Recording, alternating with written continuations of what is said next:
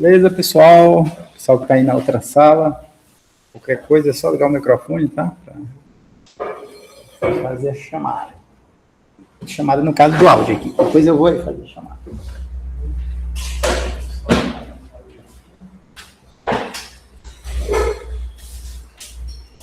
Mas enquanto o pessoal chega, vou fazer aqui mais um exemplo sobre funções, que é interessante a gente discutir, tá? Depois a gente fala sobre, boa noite, a gente fala sobre structs. Então, abrir aqui o ambiente. Então, na última aula, a gente falou um pouco sobre modularização, sobre ponteiros também, nas últimas aulas, né? E são assuntos que vocês vão aprofundar ainda mais nas próximas disciplinas, tá? Deixa eu só projetar aqui para o pessoal que está lá no outro ambiente. Vem aqui, pronto.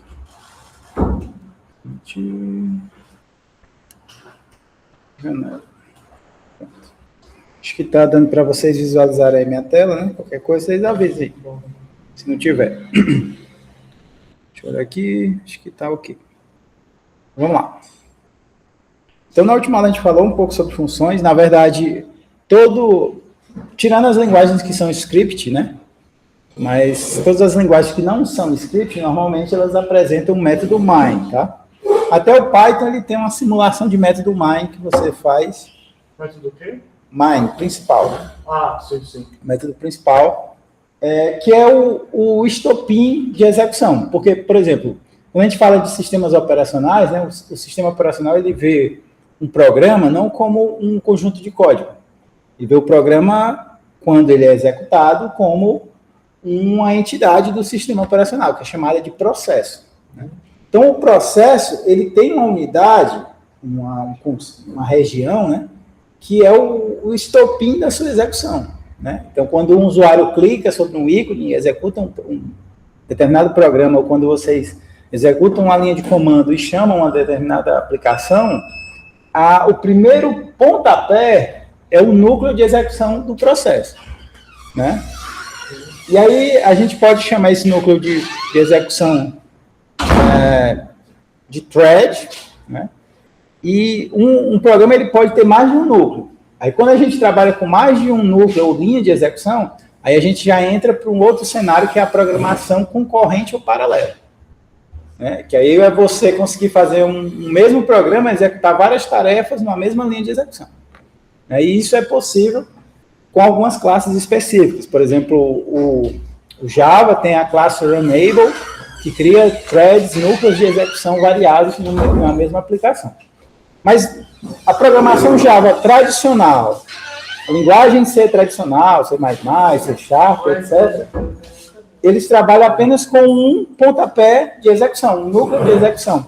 E esse núcleo de execução normalmente é chamado, né, por esse núcleo de função, que é o principal, né, a função principal. Então, vocês já viram, né, que a gente fez outras funções, que a gente pode fazer outras funções, né, basicamente com o seguinte estereótipo, que é a saída da função, tipo de saída, o nome da função, né, e se ela tiver, que é opcional, seria os seus parâmetros, né. Então, basicamente, a gente tem isso como a ideia de uma função, né? Esse estereótipo, é o que a gente chama, né, quando é o esqueleto de um código, né, de uma estrutura, ele vai permitir que a gente modularize, subdivida a nossa aplicação. Só que existem diversas formas de usar as funções. Usando retorno, usando sem retorno, executando, né, um processo. E até agora, o que foi que a gente já fez? A gente modularizou um código, a gente conseguiu trabalhar a passagem de variáveis por valor e por referência, usando ponteiro, né? Então, lembrando, quando eu passo por valor, eu mando só o valor da variável para ser usada dentro de uma função. Quando eu passo por passagem por referência, é quando eu mando a variável para ser manipulada dentro da função. E só tem um jeito em C para fazer isso. Para você fazer isso em C, a gente usa ponteiros, né, que a gente usou em aulas passadas, né? puxava um ponteiro e executava isso aí. Mas enquanto a galera chega, vamos falar de uma outra forma de usar funções, tá? Essa outra forma, ela tem um nome, viu, pessoal? Esse nome se chama recursividade. A gente pode usar uma função para fazer chamadas internas sucessivas dela mesma. E aí isso aí a gente chama de recursividade. Então, toda vez que eu tiver um cenário de lógica, de programação, de manipulação de dados, em que eu preciso atuar sobre um dado em um ciclo, em uma sequência, que ela é finita e reconhecida, eu posso transformar isso em uma função recursiva. Tá? Um exemplo bem simples de função recursiva, né? Nós temos na matemática, porque ela garante aí a gente validar se está correta essa recursividade, né? Então, na matemática, a gente tem exemplos de recursividade, por exemplo, fatorial, sequência de Fibonacci, entre outros, né? A gente pode estar utilizando de forma recursiva. Então, vocês sabem calcular o fatorial, né? Então, 3 fatorial é igual a quanto? 6. Muito bem, né? Por quê? Porque a gente tem, exatamente, né? 3 vezes 2 vezes 1, né? 4 fatorial seria o quê? Dá 24. 24, né? Dá 4 vezes 3 vezes 2 vezes 1. Ops. Então, 6 é o cálculo do fatorial. Foi mal aqui. Está completamente. Pronto. E qual é o resultado, o cálculo de n fatorial?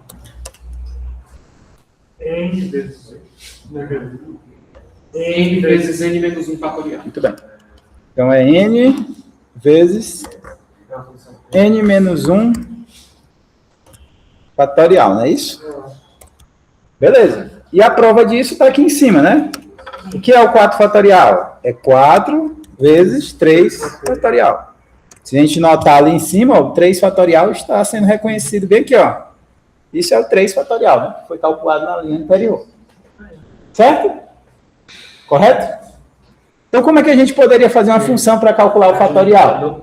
A gente vai receber o valor de um número, a gente recebe o valor de um número, o n, né? O valor de n, e eu tenho que calcular o fatorial de n.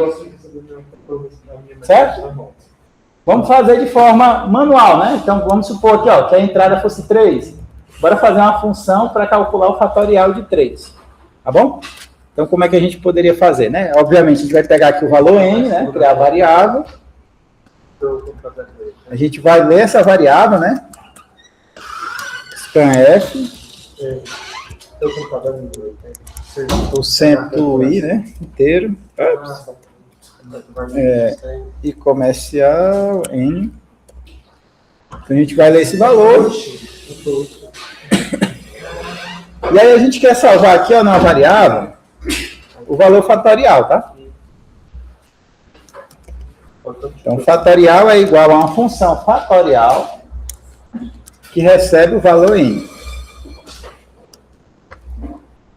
Aí eu mando um printf.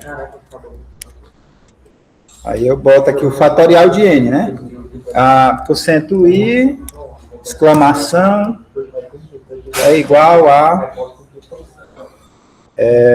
porcento i. Pronto. Aí eu escrevo o n e depois eu escrevo o fat. Certo? Até aí tudo bem? Ó? A gente criou duas variáveis, uma é o fatorial e a outra é o valor n. Depois eu leio, o usuário passa o valor n, ou seja, eu quero o fatorial do número 5, eu quero o fatorial do número 3. Aí o sistema calcula o fatorial, através de uma função que a gente não fez ainda, teremos que fazer, e ela guarda em fat o resultado e depois ele escreve, né? O valor de n fatorial é igual ao fatorial. Tá bom? Então agora, como é que a gente faz esse cálculo aqui manual, né? Processo tradicional. Então, inteiro, fatorial, né? Inteiro, a gente pode chamar de outro, não, vou chamar de n, não vai ter problema nenhum.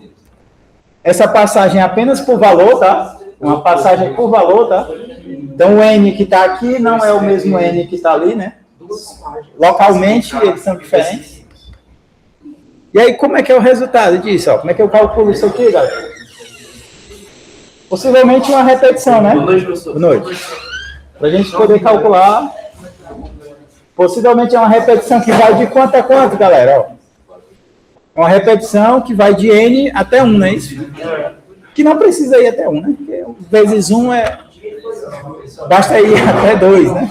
Porque o número vezes 1 vai dar no mesmo. Ou tem que ir até 1? A gente tem os casos únicos, né? A gente pode trabalhar os casos únicos. Tipo assim, botar fatorial de 0 ou 1. Exatamente. Então vamos lá, ó. Se n for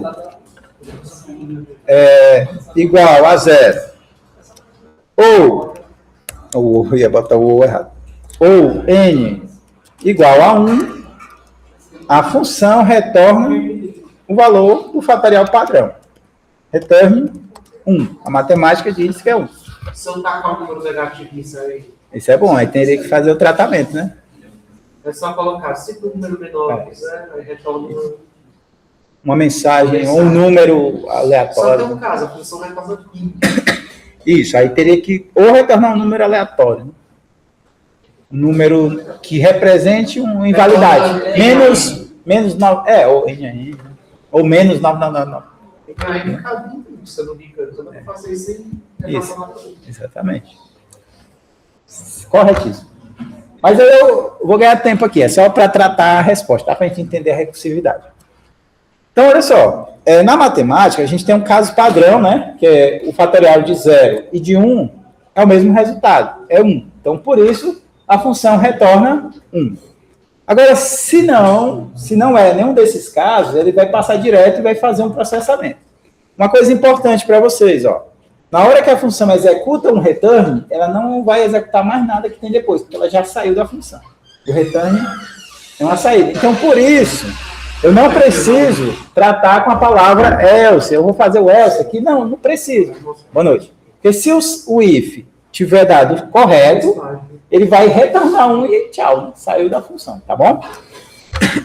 Então, o que a gente vai fazer? A gente vai criar uma repetição em que o i começa com n, ele vai até, enquanto ele for maior do que 1, aí o que a gente vai fazer? A gente vai diminuir o i e vai fazer um cálculo aqui, né? Então, eu vou precisar dar uma variável de cálculo. Chama ela aqui de fat igual a 1. Por que é fatorial igual a 1? Porque o fatorial ele é calculado com multiplicação, né? E 1 é o número neutro da multiplicação. Então, eu vou receber fatorial, recebe ele mesmo, multiplicado pelo i, ó. Certo? Então, ele vai multiplicar primeiro por n, que é o 3, depois o i, que é igual a 3, né? Ele vai ficar igual a 2 e vai multiplicar. Depois ele vai ficar igual a 1. Mas não vai ficar igual a 1 porque só vai até maior do que 1. Ele só vai até o 2 e para a repetição. Então ele multiplicou o quê? Ó? 3 vezes 2.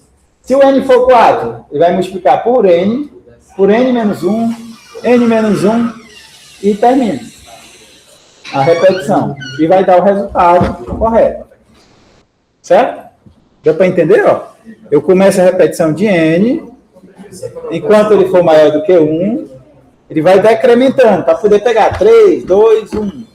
Só que ele não usa o 1, né? Só vai até o 2. 4, 3, 2. 5, 4, 3, 2. Ele vai multiplicando isso e guarda onde? Em fat. Nenhuma dúvida sobre esse cálculo, né? Isso aqui é igual a isso. Ó. Ops. Isso é igual a isso, tá? Só que é uma notação mais reduzida, né? Multiplicando igual. É a mesma coisa. Eu vou pegar a mesma variável multiplicada por isso. Quando isso termina, a gente pode retornar o fat. Ó. Porque ele foi calculado, né? Observe como é que é calculado o fatorial de 3.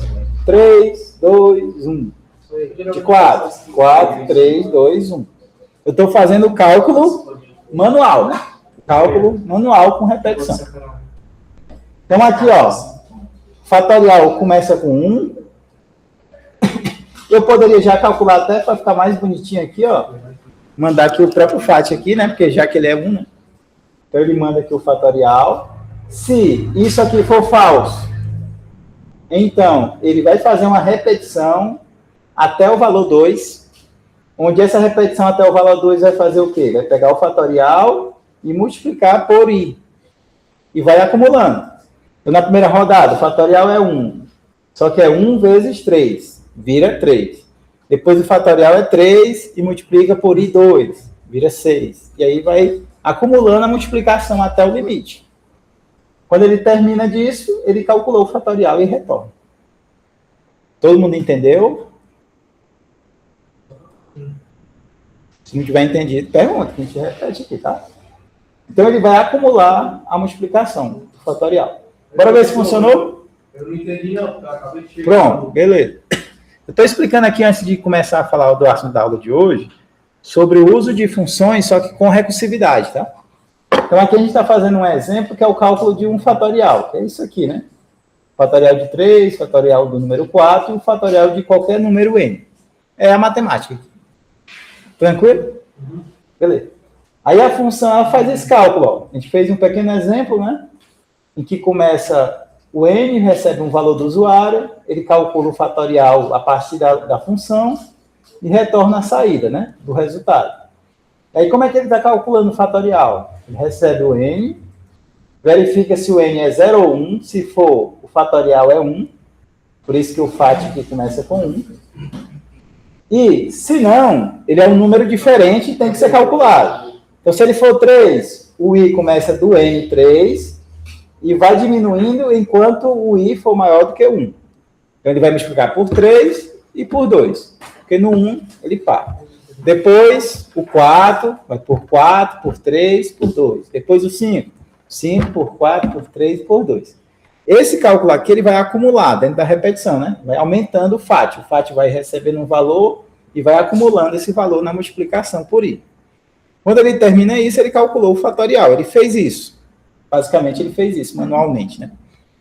E aí, a gente tem que testar, né? Então, bora ver se dá certo. O fatorial do número 3... Ele está dizendo que é 6. Bate, né? Está aqui meio cortado, eu peço desculpa aqui, deixa eu ajeitar. Apareceu, ó. Então, o fatorial do 3 é 3 fatorial igual a 6. Bora ver aqui do valor 4. Funcionou também, 24. Então, já está funcionando, né? Do 5, 120. Também está correto. Beleza? Então, deu para entender esse cálculo aí? Fizemos um cálculo manual, né? Não sei se vocês ainda estão terminando aí, ó. Qualquer coisa vocês falem. Agora, a partir desse cálculo manual, a gente vai entender agora um pouco o cálculo recursivo, tá? O cálculo recursivo, é importante eu dizer para vocês, nem sempre ele é eficiente. Pode ser que ele seja muito mais custoso que um cálculo normal. Porém, ele pode ser elegante, ele pode deixar um código mais fluido, mais simples, né? Então, existe o recurso, mas a gente vai ter que determinar, né? Se o problema, se o software que a gente está desenvolvendo, ele não tem tanto requisito de memória, não tem tanto requisito de tempo para chegar à resposta, dá para usar a recursividade. Mas, se não, ela pode ser um problema também. Né? São coisas a ser analisadas. A gente vai já ver como é elegante a escrita da recursividade. Então, o que é ser recursivo? É fazer uma autochamada. Ou seja, a função fatorial, ela calcula e retorna. Só que agora a gente vai usar a função fatorial para fazer o cálculo, chamando ela mesma, em ciclos. Para que a gente não tenha que, por exemplo, fazer uma repetição ali dentro. Na verdade, praticamente toda repetição, você pode transformar ela numa função recursiva. Todo processo que tem um sentido de repetição, a gente vai poder fazer isso, tá?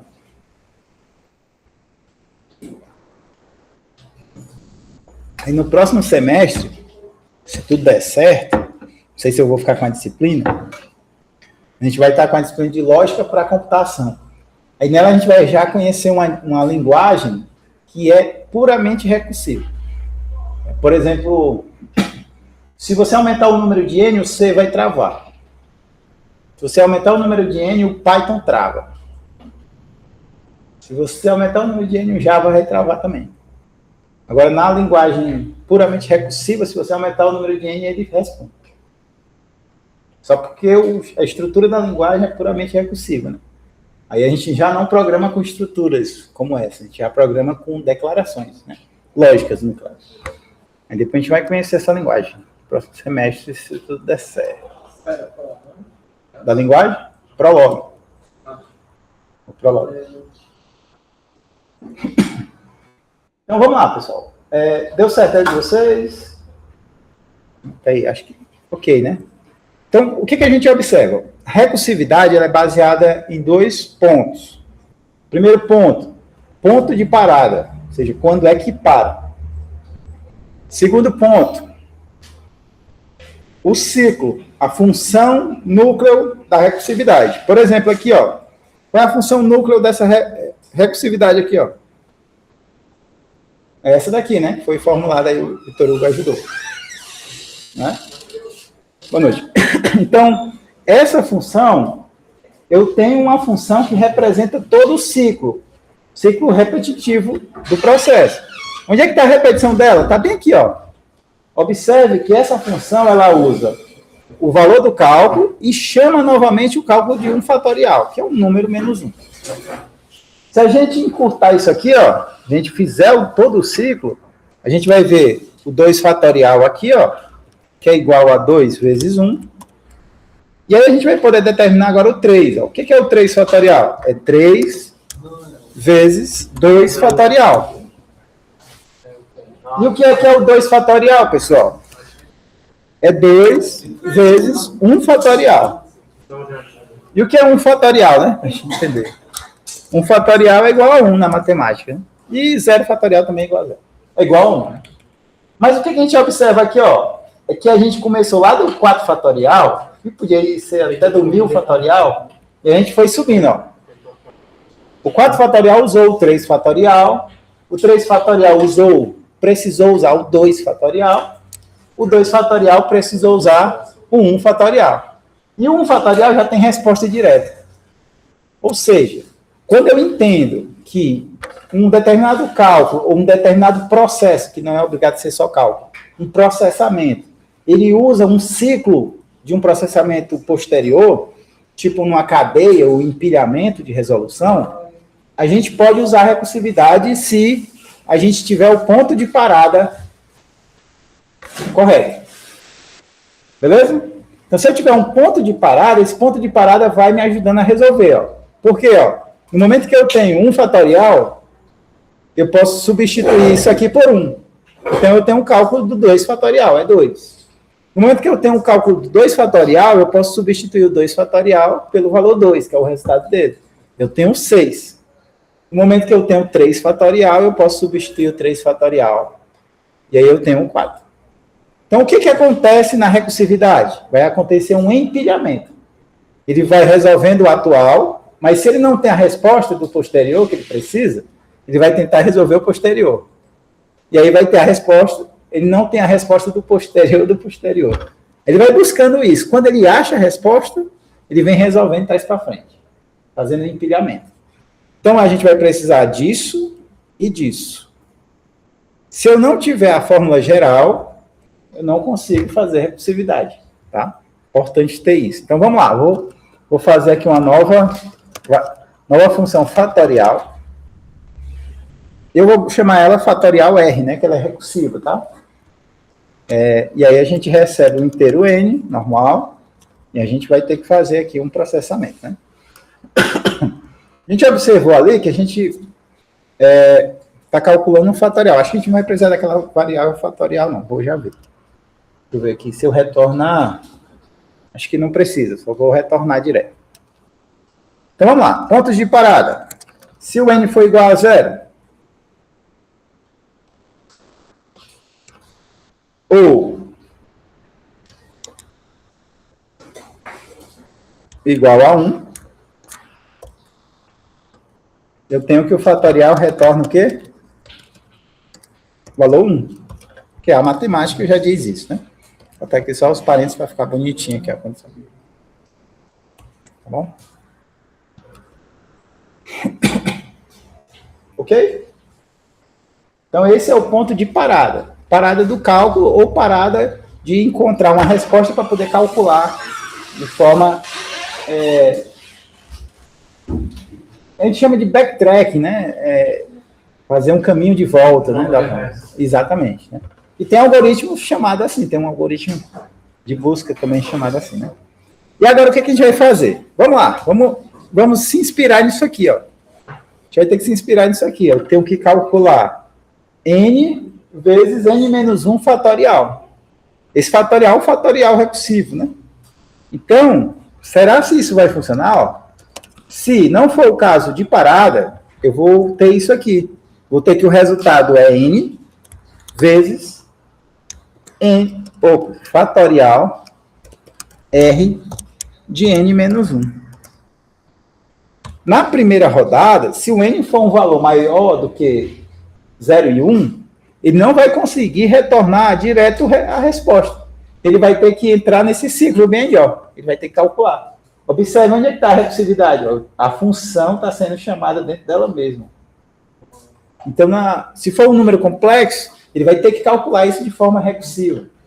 Né? Então, é como se ele tivesse aqui, ó, eu quero 4 fatorial, mas ele não tem o 3 fatorial. Ele vai buscar depois o 3 fatorial, mas ele não tem o 2 fatorial.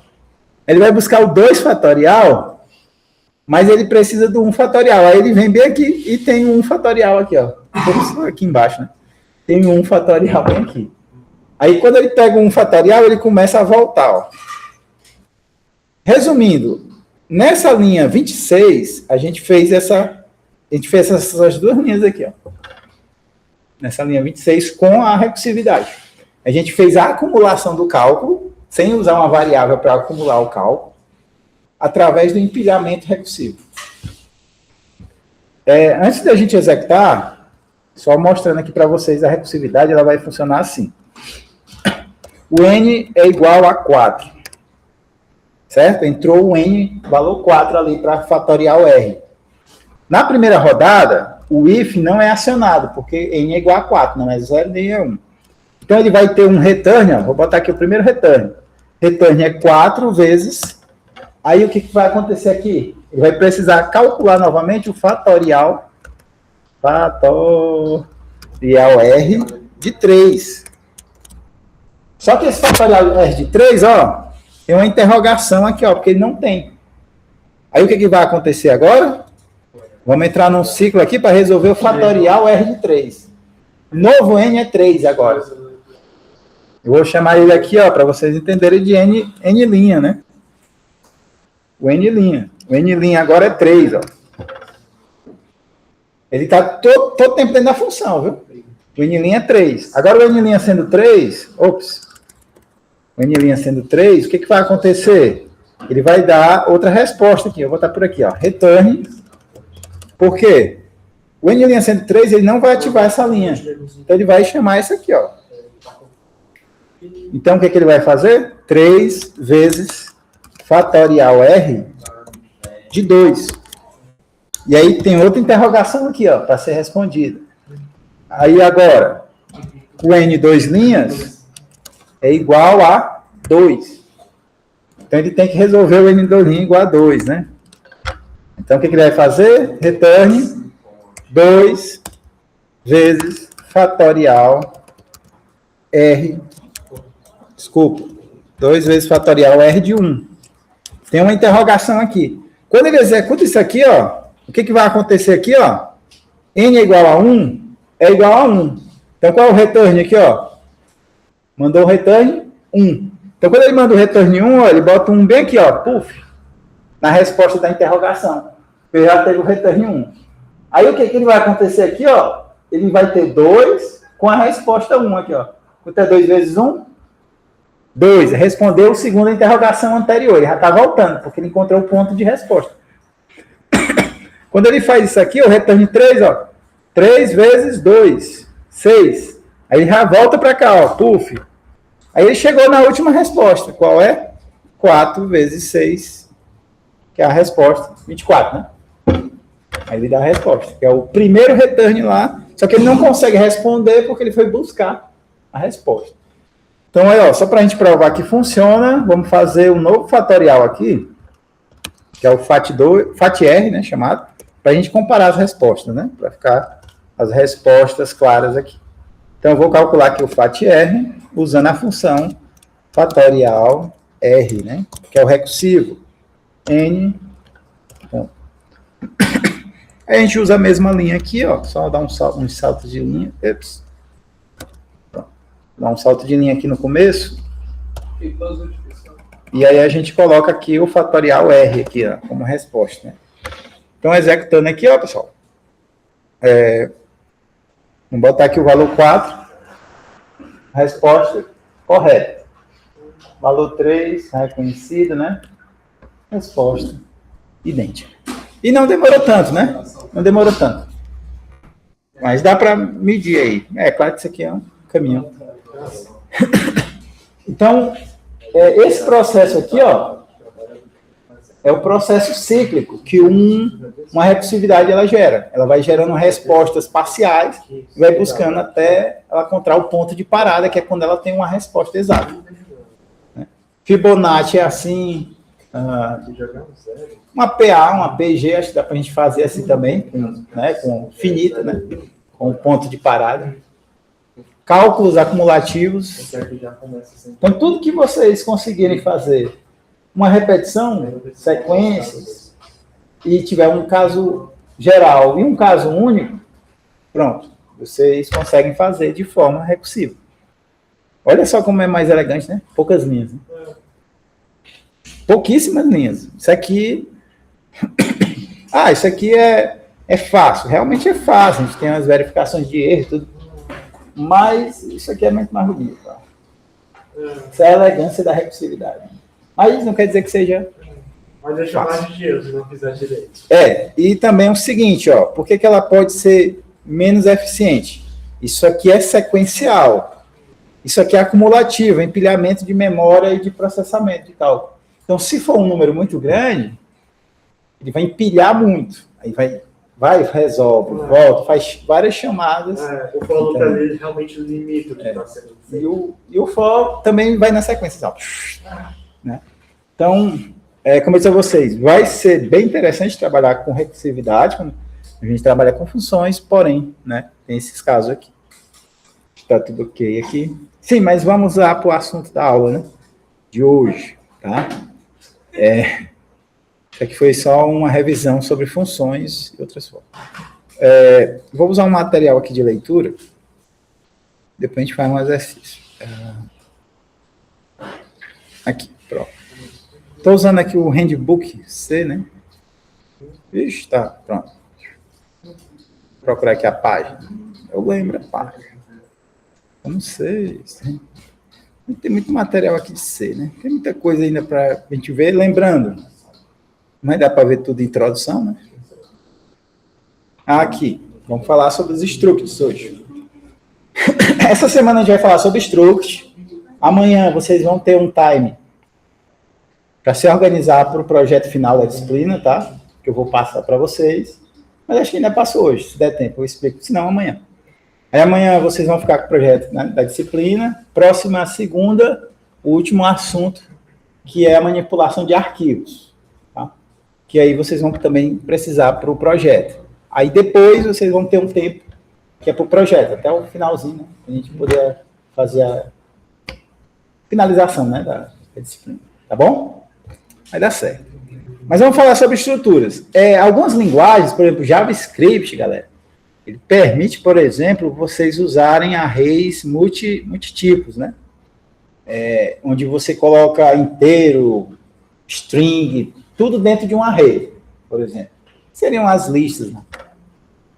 Acho que até o Python também aceita no contexto de listas, né?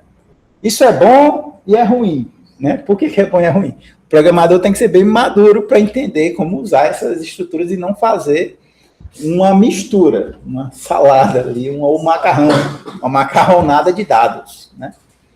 E aí o C, ele já usa um outro caminho, assim como o Java, que é orientado a objetos, usa os objetos para isso. Mas o C tem um elemento que é a sementinha do que é um objeto hoje, né? E dá até para fazer quase um objeto no C.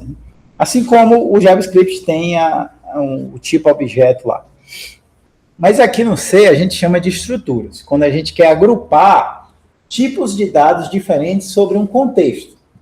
Então, por exemplo, acho que a gente fez alguns exercícios que tratavam as notas de um aluno e tal, mas eu poderia pensar no aluno, aquele aluno de uma determinada disciplina, não mais como variáveis isoladas, que a gente até pensou, podia ser uma matriz de notas, podia ser um vetor de notas. Só que um aluno não tem só nota, ele tem um nome dele, né? Ele tem, sei lá, um e-mail dele, o nível, né, que ele está, etc. E isso pode ser necessário. Então, nesse caso, a gente estuda as estruturas, as structs, né? Basicamente, o que é uma struct? Ela segue esse estereótipo. A gente vai criar um tipo ou uma variável diferente, que ela vai ter essa palavra reservada struct e um nome que eu quiser dar. Então, podia ser um contato telefônico de uma agenda, podia ser uma estrutura que representa uma tarefa a ser feita num sistema de to-do-list, né? Uma lista do que fazer, né? Entre outras coisas. Então, o que acontece? Quando você monta esse estereótipo, aí você cria aqui dentro desse contexto os campos que esse estereótipo vai ter, né? Essa estrutura vai ter. Por exemplo, aqui ele criou uma pessoa, né? Está em inglês, mas não é problema, né? PH aí está ajudando vocês, né? PH, gente fina. Aí, ó, struct person, né? E aí, observe, você cria os campos dessa, teoricamente, pessoa. Aqui, nesse caso, ele criou um ponteiro de caractere por uma manipulação específica, mas podia ser um vetor também de caractere. Né? E aqui, nesse outro caso, é que você pode pegar a estrutura e dar um nome para essa estrutura. Nesse caso aqui, ele chamou estrutura Flávio, né? Não faz muito sentido não, mas tudo bem. Ele quis só dizer que essa pessoa se chama Flávio. Né? E aí ele começa a manipular essa estrutura toda por esse nome aqui que você deu. Certo? Como se fosse a variável do tipo estrutura person. Né? Uma outra coisa, eu posso criar um vetor de 20 posições que tem todos esses campos, cada posição. Ou seja, a turma de introdução à computação, onde cada um de vocês, cadastrado no sistema, seria um person, uma estrutura person, né? Pessoa. E aí eu poderia ter N estudantes naquela disciplina, então eu poderia criar um vetor daqui. Se eu posso criar um vetor disso, eu posso também criar, uma alocação dinâmica disso, que foi o que a gente viu na aula passada. Do mesmo jeito que vocês criaram um vetor de inteiro, você pode criar um vetor dinâmico de estrutura, de uma estrutura que você criou, tá bom? E aí a gente vai fazer o código. Uma outra forma de criar a estrutura para ser manipulada em código, você chama struct person, que foi o que foi criado, ou seja, você cria um protótipo aqui, ó. Depois você chama esse protótipo como tipo e cria a variável que vai ser manipulada. É claro que esse exemplo desse material aqui eu já não gostei.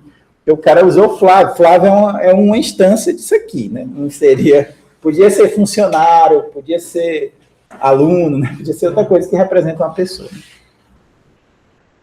Mas tudo bem. Olha só, uma forma de alimentar os dados, se for uma alimentação direta, você usa chaves e bota os valores direto. O que ele vai fazer? Idade é 37, nome é Flávio. Tá? Como é que eu escrevo? E isso aqui é interessante. O acesso, ele agora vai acontecer pelo operador ponto. Tá? Então, você coloca o nome da variável, ponto, o campo. Quem já leu sobre orientação a objeto, já usa, é o mesmo acesso. Você acessa os atributos dessa estrutura através do ponto. Então, o que ele está fazendo aqui? Ó? Ele está pegando a variável nome e está escrevendo no print, como a gente já faz, né, de forma direta. Tá? Então, se eu quiser acessar qualquer atributo da estrutura, a gente usa o operadorzinho ponto. Quem é Flávio? Flávio é esse nome aqui que ele deu à variável. Então, no momento que ele criou uma variável do tipo estrutura person, ele faz um acesso direto aí. Além dele escrever com aquele acesso, ele também pode usar como se fosse uma variável comum. A diferença é o nome da variável, estrutura, ponto, o campo. E ele atribui valor direto. Tá? Beleza? Então, uma outra coisa interessante é que o C ele tem como a gente criar os tipos, né, definidos. Então, a gente pode deixar alguns tipos pré-definidos. Tipo, se vocês forem usar o tipo long, long int, para não escrever long, long int, você cria um type def, long, long int, e chama ele de LL, por exemplo. LL maiúsculo. Né? E aí você pode usar isso como um atalho, como se fosse um atalho. Aqui no caso, aqui, ó, ele está criando agora um tipo, está dizendo que a estrutura, que era chamada de person, toda em caixa alta, ela vai ser um tipo, um type def. Se você faz um type def, você estabelece um tipo, né? E aí, a partir disso, você usa o tipo direto como criação de variável. É como se fosse um inteiro aqui, como se fosse um char, né? Então, por exemplo, vamos lá para o código, né? Fazer um novo código. Esse código aqui está sendo gravado, tá? E vamos para o próximo. Deixa eu apagar aqui. Vamos começar a criar a nossa estrutura, né?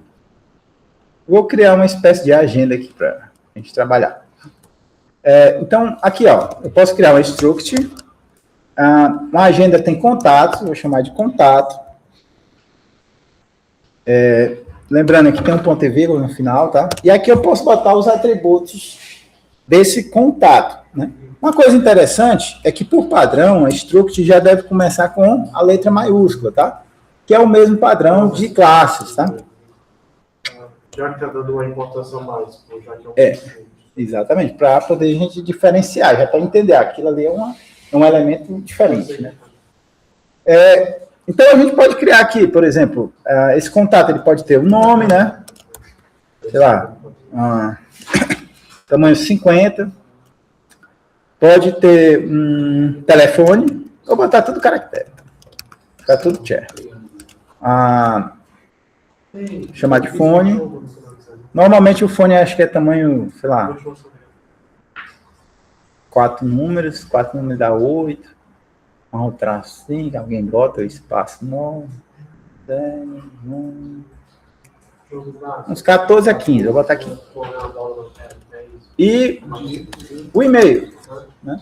Então, se eu fosse fazer uma espécie de agenda, né? Eu posso criar uma estrutura contatos.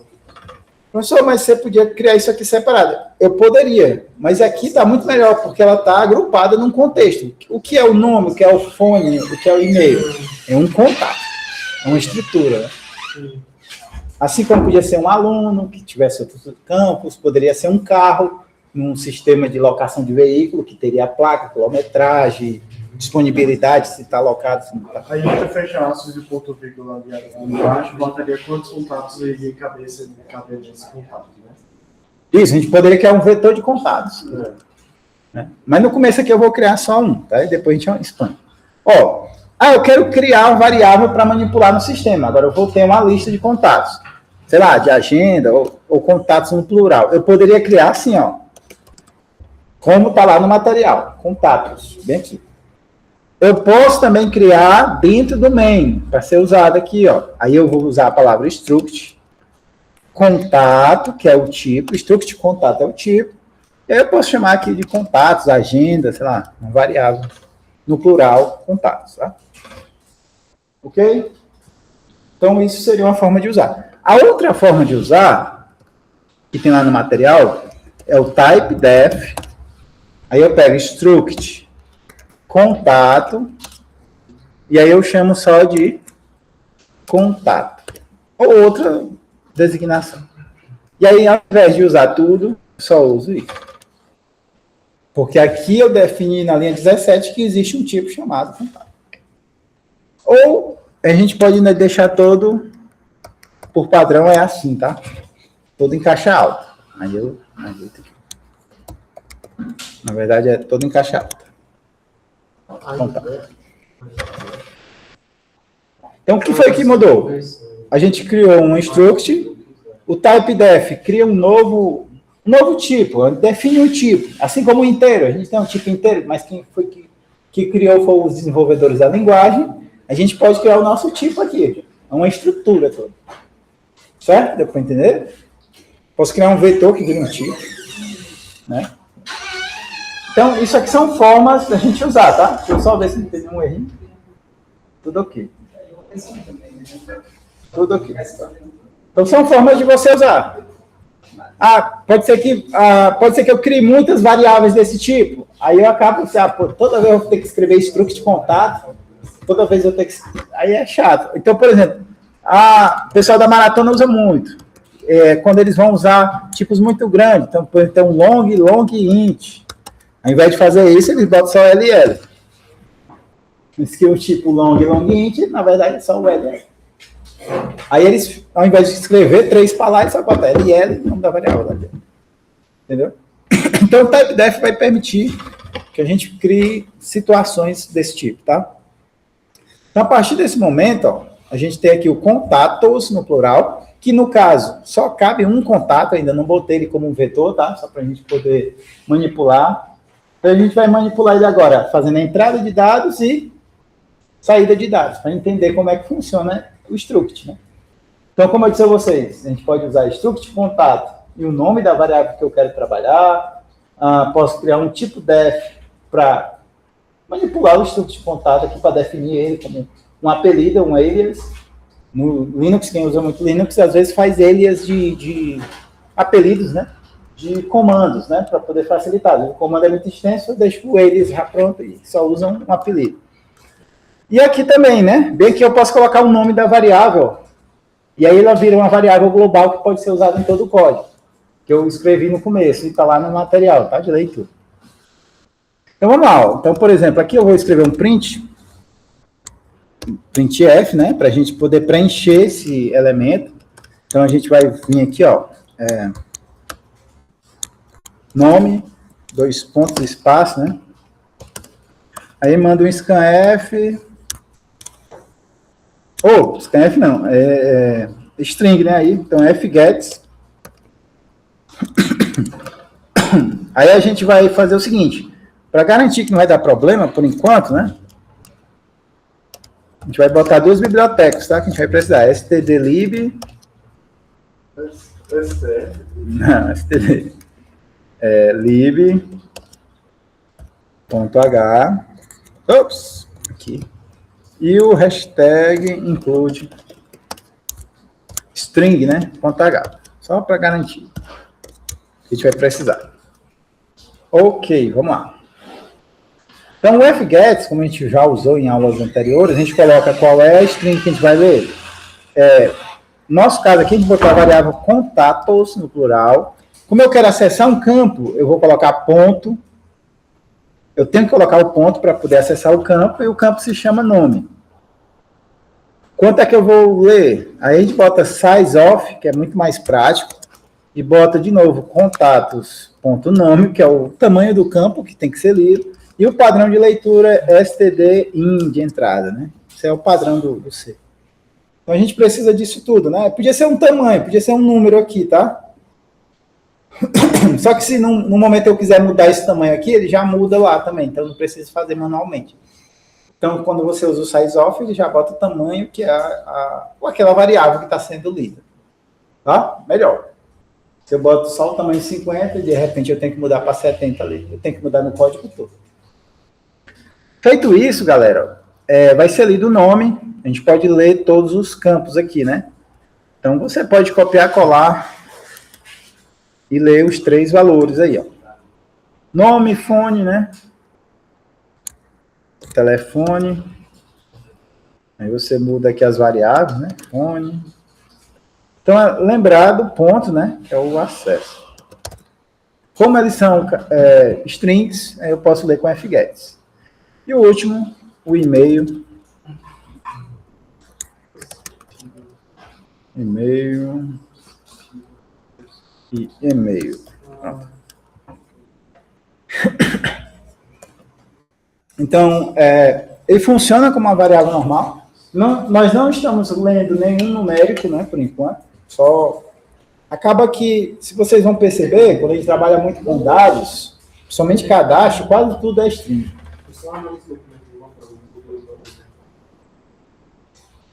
Poucos campos são numéricos. Tirando trabalhar com produtos, né, que tem valor. Então, o struct ele pode ser diversas coisas. Pode ser um produto, em uma lista de supermercado.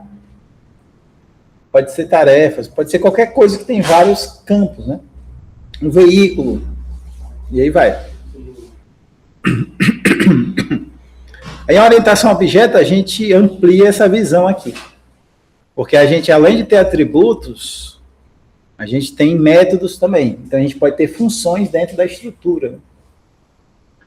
E aí, além dessas funções, regras, né, de uso. Aí a orientação a objeto, que aí expande uma estrutura e vira um objeto. Né? Mas não é o caso. Então, beleza, ó, a gente fez o fgets, fez as leituras. Vamos colocar aqui uma mensagem aqui, ó.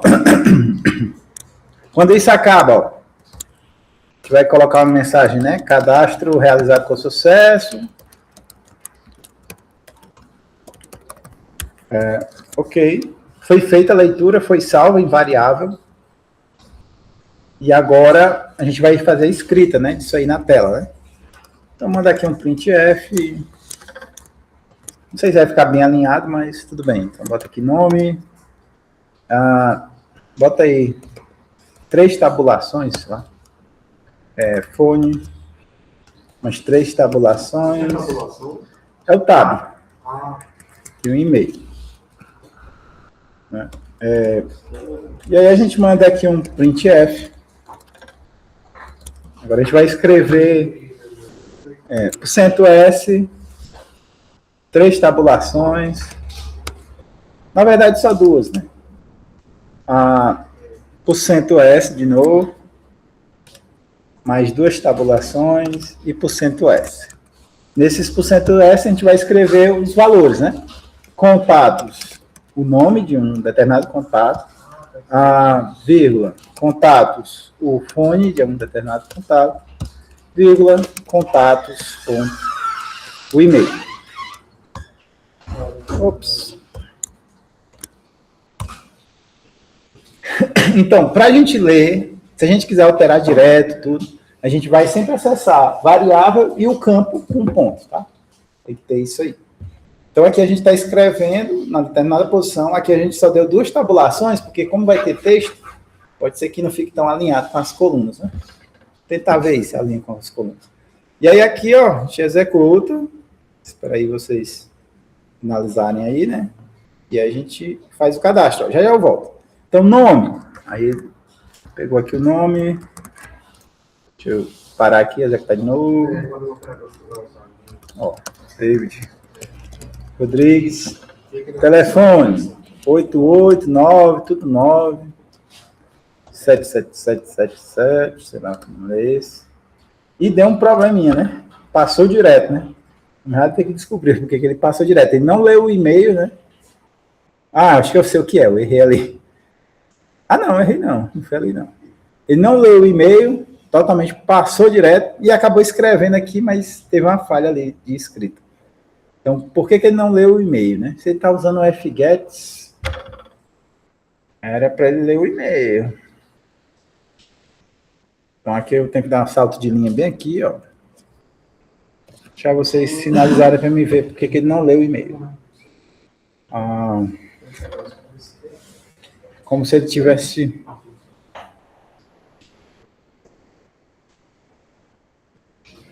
Tem 3 tabulações e 2 tabulações. Embaixo, porque tem letras, né? Aqui, tem mais letras aqui no nome. Para ficar mais ou menos alinhado. Aqui, ó, a gente tem que dar um salto de linha bem aqui, ó. Esqueci, ó. Mas eu tô vendo aqui porque que ele não tá lendo o e-mail. Ele tá criando um buffer. Não era para ele criar esse buffer aqui. Sai da mais com SQL, tá? Sai da mais com SQL. Aí ficaria pro banco lá. Mas por enquanto que a gente não tá usando o banco. Como é que tá na posta? Como é que está escrito e-mail no struct para ver se... Pode ser. Aqui. E-mail sem. E-mail. Parece que ele tá gerando algum buffer aqui. Né? Vou testar de novo. Deixa eu ver que você está gerando esse buffer aqui. Ok. Passou o telefone. 88. Não. Não vou botar o 9 extra. Ó, passou. Talvez eu tenha colocado símbolo demais no fone. Caractere demais. Aí ficou pro próximo. Aí passou, aí deu erro. Porque na hora de botar o telefone só considerou os números, mas não olha aí. os espaços entre os números. Ele escreveu aqui as colunas, mas estão vendo aí essa quebra de linha aqui, ó. O que deu essa quebra de linha, né? Só para a gente entender. Quando a gente lê strings no fget, ele acaba salvando o enter. Por isso que ele deu esses quebra de linha aqui, ó. Salvou o enter, né? Então, vamos já ajeitar esse enter aqui enquanto vocês finalizam aí e testem. Tá? Então, aqui eu vou aumentar só um pouquinho o telefone, ó. Aumentei para 20, para não ter erro. Porque na hora que lê o telefone, não é só os números, mas tem os espaços. Tem espaço, tem gente que bota traço, né? Aí bota uns 20 aí que dá. Ó, para resolver esse problema aqui, ó, viu, pessoal? Isso aqui é padrão do C, infelizmente. A gente vai fazer uma limpeza do barra N, tá? Limpeza do barra N, tá? Então, como é que vocês vão fazer para limpar o barra N? Vocês pegam o campo, que é string, ou a variável, que é string. No caso aí, todos, né? A gente vai botar contatos, nome. E a gente vai precisar da posição onde está o barra N. A gente vai precisar pegar a posição onde está o barra N. Pegando a posição onde ocorre o barra N, a gente coloca 0, barra 0 nessa posição. Tá bom? Então, aí a gente coloca barra 0 na posição. Então, como é que eu pego a posição? Eu vou pegar com a função str cspan.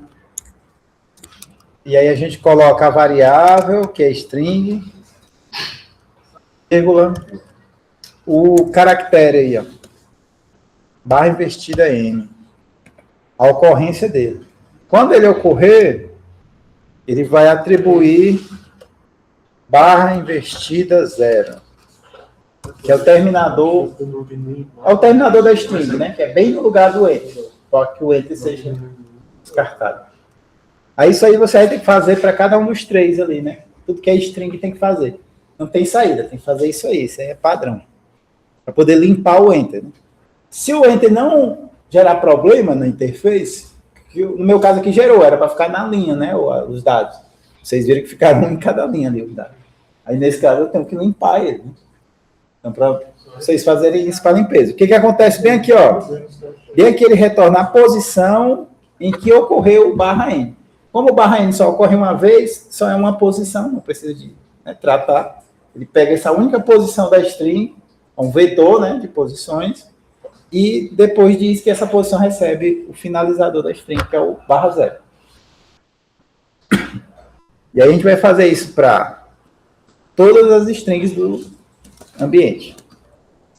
Né? E aí aqui a gente coloca o fone, só substituir que dá certo.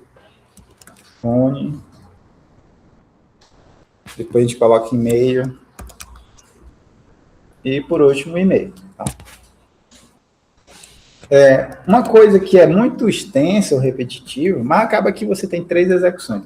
Você pode tirar e jogar para uma função. Né? Mas mesmo assim, tem que fazer por variável string.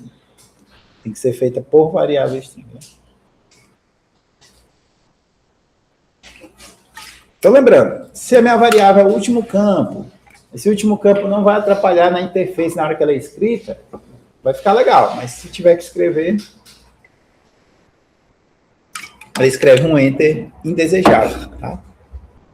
Então, esse é o contexto aqui. Ó. Vou escrever aqui o nome novamente. Enquanto vocês corrigem aí. Telefone. Diga. Você pode explicar a parte melhor, a gente pode emitir um contato, depois dos contatos. Essa parte. Beleza. Aqui a gente criou uma estrutura chamada, com a ideia de contato para um sistema que é uma agenda, né? Então, esse contato ele tem esses campos. Agora, eu preciso criar uma variável para usar essa estrutura. Né? Essa variável ela pode ser criada de 3 tipos. Posso botar bem aqui o nome dela. Ixi, aí dá pra... Não, beleza. É porque eu estou editando aqui. Mas eu posso botar bem aqui, ó, entre a chave e o ponto e vírgula. Por exemplo, poderia chamar ela de contatos, que eu chamei no plural, contatos. Botava bem aí. Posso criar essa variável indicando struct, contato e o nome da variável que eu quero, contatos. E eu fiz de outra forma também, que é a terceira forma. Eu posso criar um tipo, que eu chamei esse tipo de contato, que é esse struct aqui, ó. Eu chamei isso aqui, e toda vez que eu criar uma variável com esse tipo, essa variável vai ser usada. Aí, ou seja, eu criei uma variável do tipo contato, e o que é o tipo contato? O tipo contato foi definido como uma struct contato. Beleza? Mas são formas, tá? Todas as formas vão funcionar. Vou deixar até um comentário aqui, ó. Ups. Não vou conseguir editar agora. Deixa eu testar logo e já deixo o comentário aqui para vocês. Vocês observarem.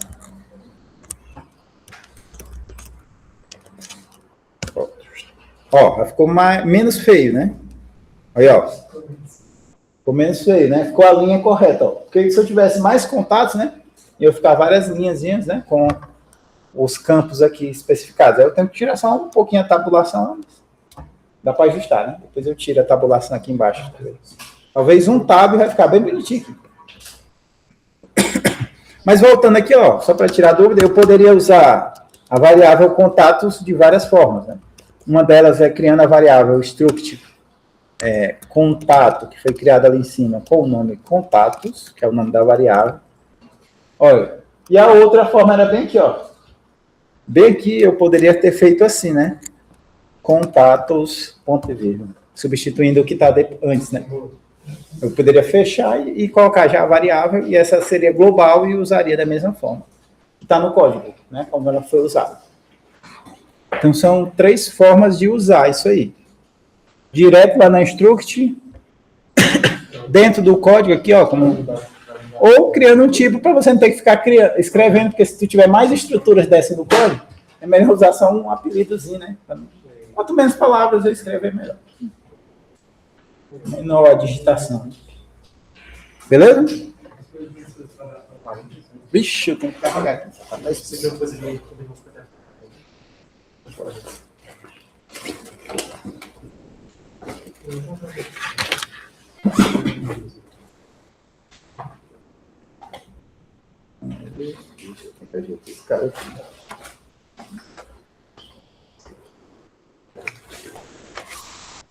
Então, olha só, a gente fez o acesso, recebendo do usuário, uma espécie de lista, né?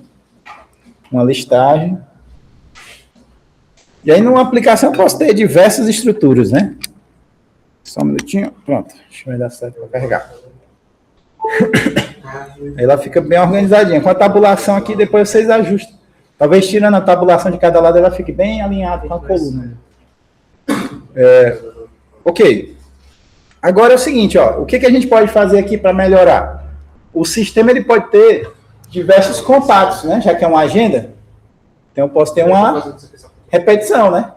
Ou seja, eu posso ter um menu, lá o usuário escolhe, eu quero criar um contato novo, quero fazer uma listagem de contatos, quero filtrar os contatos, quero saber os contatos que eu tenho que são de Tianguá, os contatos que são, sei lá, aí eu teria que ter campos para fazer esses filtros, né? Não tenho.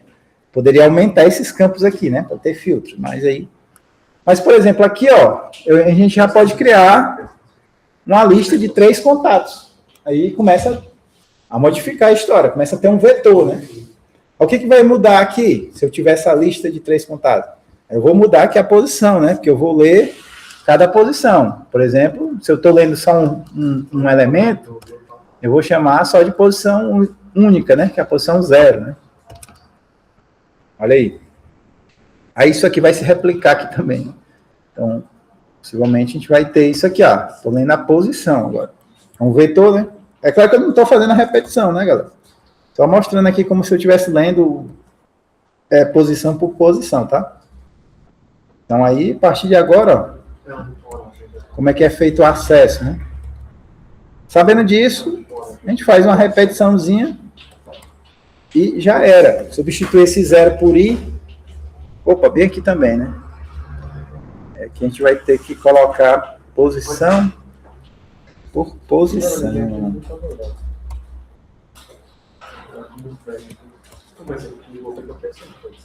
Olha aí. Aí aqui é a escrita também, né? Posição 0.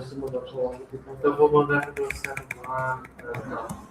Posição 0. E posição 0, tá? Ok? Então seria isso aqui, ó, tornando em um vetor. Aí eu teria contatos 1, contatos 2, estaria dentro de uma repetição com um i, né? Aí eu perguntaria para o usuário, você quer adicionar um novo contato? Sim. Aí, essa saída bem aqui já seria numa repetição, né? Com um vetorzinho listando os vários contatos. Né? Ou produtos e etc. Beleza? Então, aqui já vai funcionar. Então, se eu fosse fazer, que eu fazia um for, né? E aí, no lugar do 0, eu coloco o i. E tem uma manipulação de ciclo. Enquanto o usuário quiser cadastrar um novo contato, ele faz a sua agenda de contatos. Beleza? Entenderam aí a ideia da struct? Show! Ainda tem uns minutinhos aí, né? Esses minutinhos dá para vocês fazerem a atividade. Struct, ó, tem uma listinha de struct. É só exercício, tá? Só para vocês exercitarem enquanto a gente finaliza aqui, faz a chamada. E se vocês tiverem dúvida, né? Não vai valer ponto, entrega se quiser, tá? E vai que eu preciso avaliar para melhorar a nota. Mas não vou precisar. Espero eu, não preciso. Mas vai dar certo. Mas de qualquer forma, tá aqui a atividadezinha de struct, ó. Algumas questões, tá? Amanhã, então, como eu disse a vocês, amanhã a gente vai falar do projeto, tá? O projeto é final da disciplina. Vou ajustar ainda aqui, vou editar, tá bom? Vou editar, que vai ser só um projeto. E aí a gente fala amanhã sobre isso. Não vamos misturar as coisas. Façam aí o exercíciozinho de struct, tá? Caso vocês tenham alguma dúvida, até amanhã, ó, vocês podem falar para a gente fazer o exercício e corrigir alguma questão desse exercício, tá? Vocês vão precisar de struct para o projeto final. Então, façam aí, exercitem aí, ó. Isso aqui é sobre notas, né? Então, tem algumas dicas aí para vocês, tá? Vou fazer aqui a chamada. Já eu vou aí para outro laboratório, tá? Vou fazer a chamada.